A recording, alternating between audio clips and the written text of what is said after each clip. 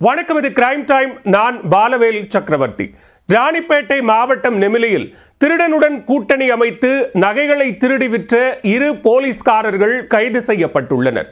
சிறைச்சாலைக்குள் கைதியுடன் ஏற்பட்ட பழக்கம் 2 போலீஸ்காரர்களை திருடர்களாக மாற்றியது எப்படி?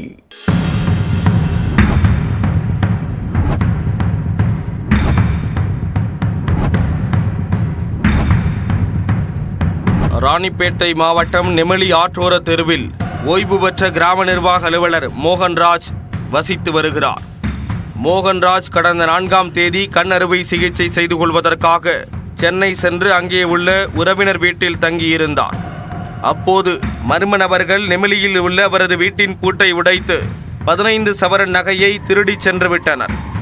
இந்த சம்பவம் நடைபெற்ற சில நாட்களில் கணப்பாக்கம் அடுத்த ரெட்டிவளம் கற்பகாம்பாள் நகரைச் சேர்ந்த வெங்காய வியாபாரி சுரேஷ் என்பவரின் வீட்டில் 11 சவரன் நகைகளை மர்ம நபர்கள் கொள்ளையடித்து சென்றனர்.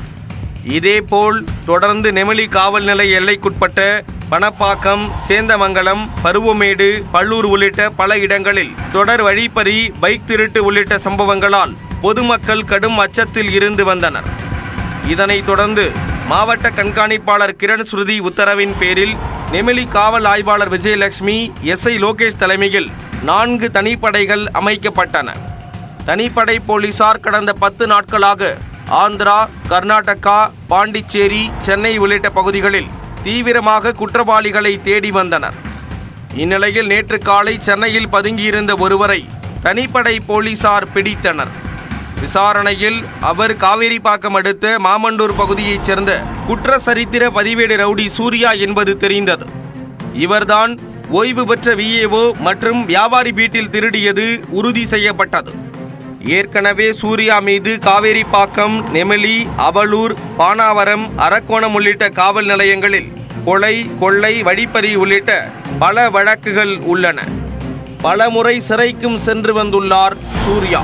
அவரிடம் நடத்தப்பட்ட விசாரணையில் 2 போலீஸ்காரர்கள் அவரது கூட்டாளிகளாக இருக்கும் அதிர்ச்சி தகவல் வெளிவந்தது.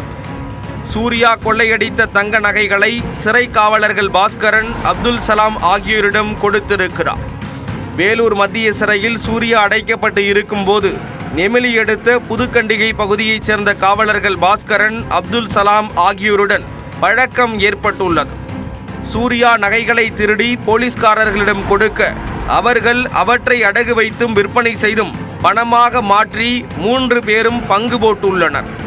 திருடனுடன் கூட்டணி அமைத்து செயல்பட்ட சிறை காவலர்கள் பாஸ்கரன், அப்துல் சலாம் ஆகியோரை போலீசார் கைது செய்தனர். மேலும் அவர்களிடம் இருந்த திருட்டு நகைகளையும் பறிமுதல் செய்தனர்.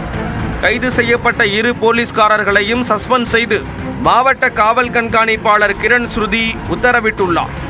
பொதுமக்களுக்கு பாதுகாப்பாக இருக்க வேண்டிய போலீசாரே திருடனுடன் கூட்டணி அமைத்து செயல்பட்ட சம்பவம் காவல்துறையினரிடமும் பொதுமக்களிடமும் அதிர்ச்சியை ஏற்படுத்தியுள்ளது.